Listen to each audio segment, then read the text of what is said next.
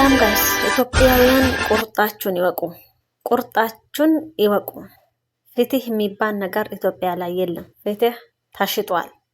ፍትህ በፍርድ ቤቶች ደረጃ እንኳን ተሽጧል። የለም። ብር ካለ ባጢል ሐቅ ነው።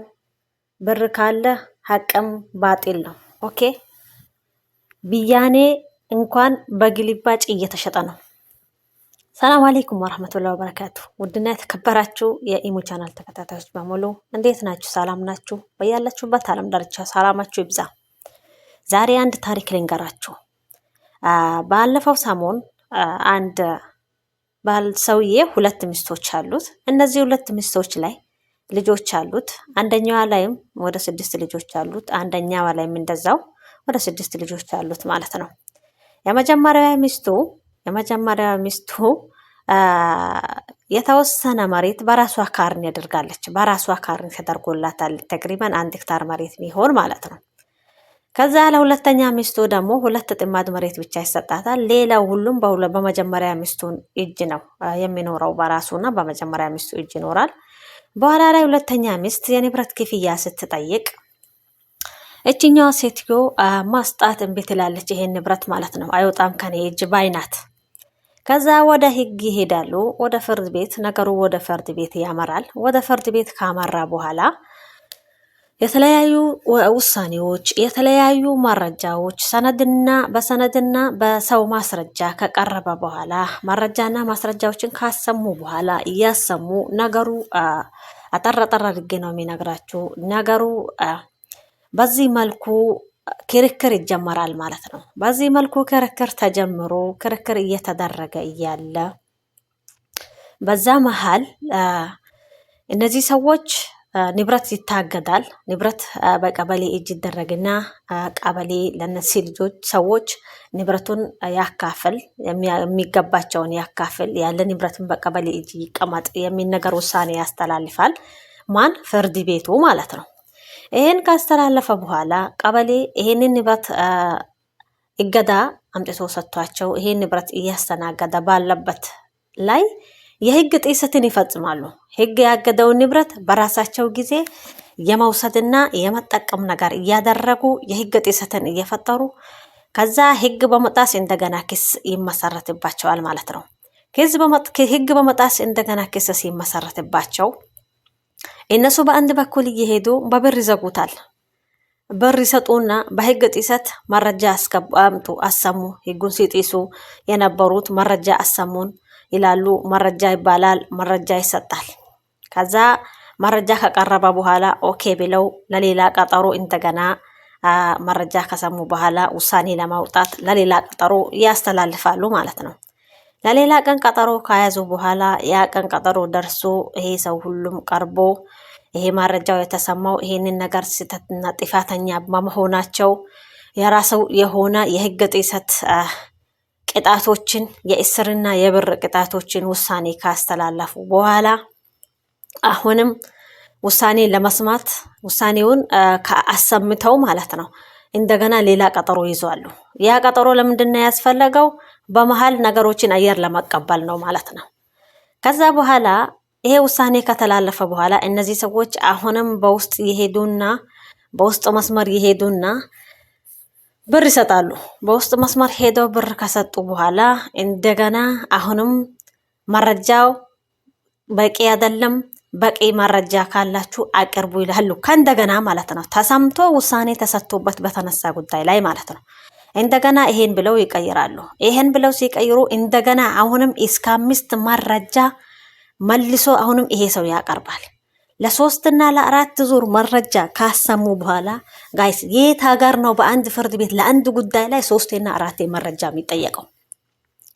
ይሄ ከተደረገ በኋላ ከዛ አሁን በንብረት ጉዳይ ላይ ውሳኔ ወደ መድረስ እቺ ሴትዮ ይሄኛው በካርኔ ያለው ንብረት የባለቤቴ ሳይሆን የኔ ነው የሚል ክርክር አመጣች።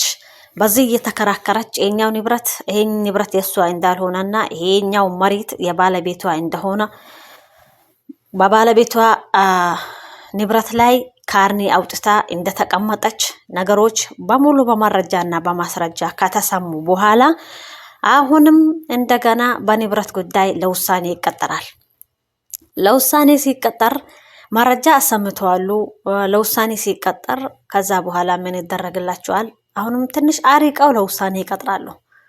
ለውሳኔ ከቀጠሩ በኋላ አጋጣሚ የዓመት እረፍት ጊዜ ይደርስና ከዛ ራቅ ብሎ ለውሳኔ ይቀጠራል። ከዛ በኋላ በዛ ሰዓት አሁንም በውስጥ መስመር ሜሴጅ ይደርሳቸዋል ለእነዚህ ሰዎች ማለት ነው። ለማን? ለፍርድ ቤት ዳኞች በውስጥ መስመር ሜሴጅ ይደርሳቸውና ከዛ አሁን እንግዲህ ውሳኔ ለመወሰን ነው የቀረቡት። በዚህ በውስጥ መስመር በተላከ ሜሴጅ ላይ አጋጣሚ አለመግባባቶች ውስጥ ለውስጥ ተፈጠሩ መሰለኝ። ከዛ ውሳኔውን አስተላለፉ። በሞላ በተቀመጠ በታዳሚ ህዝብ ፊት ውሳኔያቸውን የፍርድ ቤት ዳኞች ግራቀኛቸውን አይተው ውሳኔያቸውን አሳለፉ። ይህን ውሳኔያቸውን ሲያሳልፉ ፍትሃዊ ውሳኔ ነበር ያሳለፉት። ህገ መንግስቱ በሚፈቅደው መሰረት አንድ ሴት በባለቤቷ ንብረት ላይ የራሷ የሆነ ካርኒ ካላት ሌላ ተጨማሪ ከሰውየው ንብረት መውሰድ አትችልም። ስለዚህ በዚህ ህግ በዚህ አንቀጽ በዚህ መሰረት አሁን እቺ ሴትዮ ያላት በነገራችን ላይ አንድ ልጅ አላት ያገባ ማለት ነው። ከሰውየው ከሙሉ ይዞታ ላይ ለልጇ ድርሻ ተነስቶላታል። እሷ እስከ 1 ሄክታር መሬት ይዛለች ማለት ነው። ከዛ አንድ ባለካርኒ አንድ ሰውዬ ሚስቱ ባለካርኒ ከሆነች ከዛ በኋላ በዛ ንብረት ውስጥ ካርኒ ካላት የመሬት ማረጋገጫ ለራሷ በግል ካላት በዛ ንብረት ውስጥ ሌላኛው ንብረት እሷን አይመለከትም። 2 ጊዜ በአንድ ሰውዬ ንብረት 2 ጊዜ መካፈል አትችልም።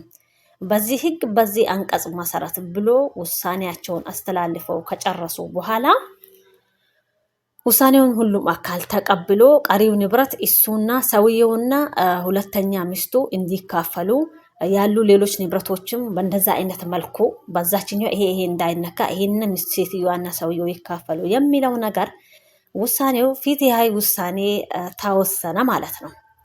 ከዛ ተወስኖ ከተነሳ በኋላ እንደዛ አንደኛው አካላት የሷም ባለካርኒነት ተሽሮ ያለው ንብረት ሙሉ 3 ቦታ እንዲደረግ ነበር ፍላጎቱ ማለት ነው።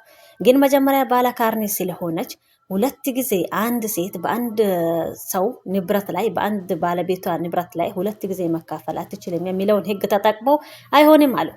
ከዛ በኋላ ውሳኔው ይሄ ተወስኖ ከተነሳ በኋላ ማለት ነው ግልባጭ ሲጠየቁ ውሳኔው በግልባጭ ተሽሮ ሌላ ውሳኔ በግልባጭ ተሽሮ ወጣ ማለት ነው። የሷ ንብረት የሷ እንዳለ ይሁን በካርኒው ያለው እንዳለ ይሁንና ቀሪውን ንብረት ከሴትዮዋና ከሰውየው ከዛች ከሁለተኛ ሴትዮዋ ጋር አብረው ለ3 ይካፈሉ የሚል ነገር ውሳኔ በግልባጭ ተሽሮ ወጣ እላችኋለሁ። ሀሳብ አስተያየታችሁን ኮሜንት ስር ላይ አስቀምጡልኝ።